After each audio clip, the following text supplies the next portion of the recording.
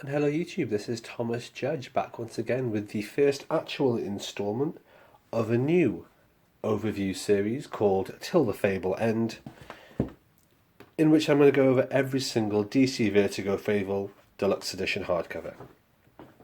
For those of you that are familiar with my Valiant series, you'll know the drill by now. We're going to go through one a week, we'll have homework, we'll talk about the next one, and I'm going to do overviews. These overviews are going to include the dust jacket, the actual hardcover build, and a nominal overview of the story and the general arc, but with no spoilers as much as humanly possible. It will also identify any spin-off series, any kind of continuity issues you might want to be aware of if you're reading this in trades or in single issues or anything like that, just so you know exactly what to read and how to read it and what follows on from where. Hopefully it should be pretty straightforward. There's only 15 volumes, but are there, as we'll find out later.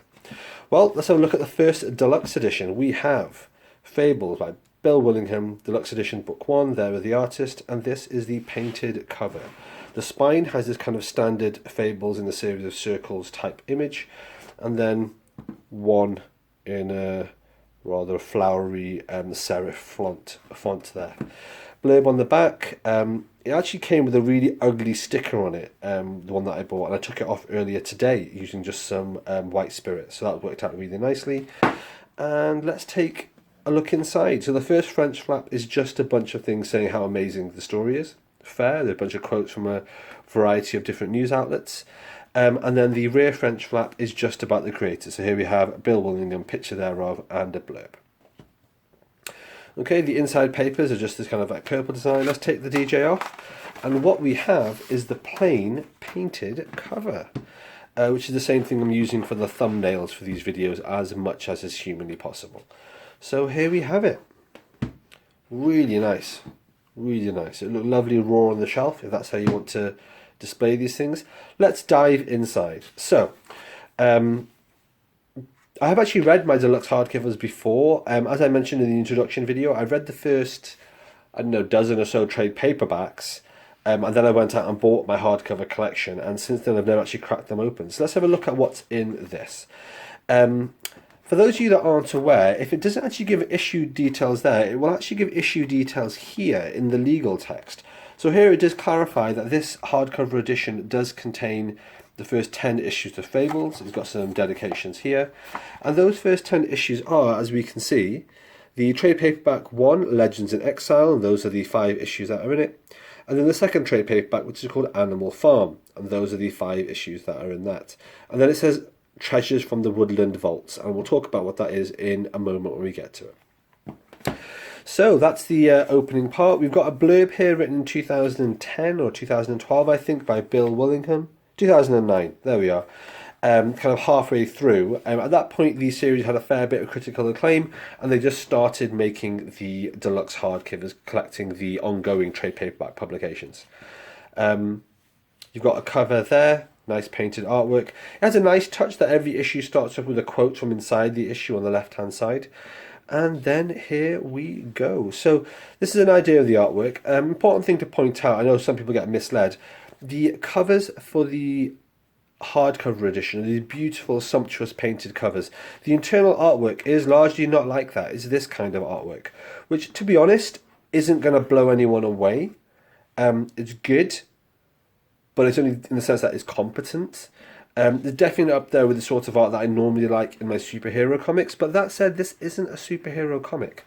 The premise of Fables, if you're not familiar with it, is the idea that all fables and fairy tale characters, so Snow White in this case, and the big bad wolf in this case, one of the 3 little pigs there, they're all real individuals. They all are alive. We've got Rose Red, who's Snow White's sister, and Blackbeard. The list goes on and on.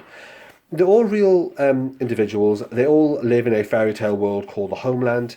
And what's happened is, prior to the events of Fables, they've all been driven out of their homelands by a big bad called the Adversary, who at this stage is unknown, identity unknown, and is just kind of like a terrifying antagonist, like an emperor stroke warlord sort of figure that has driven everyone out of the homelands. And so hundreds of years ago they came to our world, they came to America in fact, and they settled in New York. And what that means is that there's a small part of New York, right in the centre of New York, there's an apartment building called the Woodlands, and in that apartment building all of the Fables live there. And there's also, this is Pinocchio, for example. I think that's Cinderella or Beauty from Beauty and the Beast. You get the gist. So they all live in the woodlands, and those that can't pass for humans, so for example the Three Little Pigs and things like that, live in an upstate New York area called the Farm. And it's really about how they kind of live and coexist with humans. But that said, it's really, really interesting. The first arc, which is this arc here, is about there being a murder investigation, and the big bad wolf, so Bigby, as we see here, Bigby is actually the sheriff, or I guess police detective, the James Gordon sort of figure of Fabletown. And what he does is he investigates this murder. And it's really, really interesting to see him come into his own in that way. There are loads of characters from fairy tale and fiction here. You have Prince Charming, you have Cinderella, you have Beauty and the Beast, and there's lots of clever little twists and turns to how these stories work out. So for example, Beauty and the Beast have a married relationship, but every time they argue, her love for him, or rather the charm about her love for him, basically means that he starts to look more and more like a beast and starts to revert to a beast-like appearance, which obviously means it's more difficult to kind of blend in the human world. Obviously, if they're on good marital terms, he goes back to normal and being a full human. So it's just really interesting. It's really interesting in terms of all the different things they play with. This is Goldilocks, for example. These are the three bears.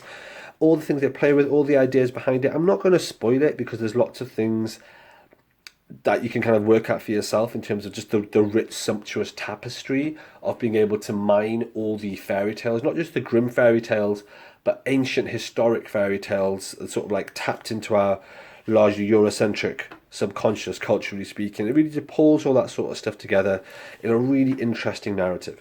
Love this cover. This is the cover for issue 8, and goddamn, this is just excellent. The covers for the individual issues are also beautifully sumptuous, but the internal artwork is kind of more bog standard, and I'm not going to diss the artwork internally. It's very functional and it works perfectly for what it is. No problems whatsoever. So then we have the second trade paperback, which is called Animal Farm, which is kind of a sequel to the first. Obviously, it's a chronological continuation of the overarching story, but has a completely different theme and idea in it and so on. Yeah. It's just really interesting. It's highly recommended. It's very clever and very literary. It's a Vertigo title, and being a Vertigo title is very literary. It's very loquacious in terms of sort of the way it's put together. And obviously it's not a superhero title. So for those of you that don't know, Vertigo started off with stories like Sandman, and then had Lucifer, Preacher, things like that. Fables is part of the second wave, as it were, of Vertigo titles. Starting in 2002, and has a similar kind of non-super heroic but very literary focused bent. Whilst I'm not a fan of things like Sandman, I am a huge fan of Fables. So here we get to Treasures from the Woodland Vault. So this contains the first two trade paperbacks we've just discussed. Then we have Treasures from the Woodland Vault. What is this? It is a gallery section. Nothing more complicated than that. It is just a gallery section. And as a gallery section, totally fine. Exactly what you want at the end of your hardcover. A few more details there, and then just the end pages. There we have it. Not a huge amount to talk about. Like I said, I don't want to give many spoilers. Hopefully that gives you some kind of taste or idea as to what's in the story. Something unusual I found when I was looking at this on YouTube is there isn't anyone that's done a laborious kind of volume by volume overview of Fables. There's a few people talking about the compendium editions, and there's a few people, in fact there's one person doing a review of the first hardcover, but there's really not kind of a step-by-step, stage-by-stage overview of the entire canonical series. And I want to read it, and the best way to force myself to read something is by committing to doing a video series on it. That's what my Valiant series taught me. And secondly, it's another one of those things, it's not already out on the internet, so I suppose I should make something for this. So there we have it.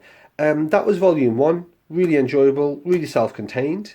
Yeah, very glad I have it in my collection, but I knew that because I've already read it as trade paperbacks. The homework for next week is just going to be the deluxe edition, book 2. So I'll see everyone then. All right, thanks for watching, everybody. As always, please like, comment, subscribe. As always, please follow me on Twitter at I am Thomas Judge, where I will post a daily review of whatever comics I've been reading. You can get an idea of what I'm up to on the channel.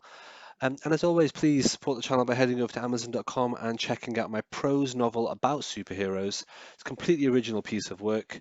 The first episode in it is called Arrivals, and the series as a whole is called No Gods or Kings. You can find an excerpt of that on my website, nogodsorkings.com. Until next time, everybody, stay classy.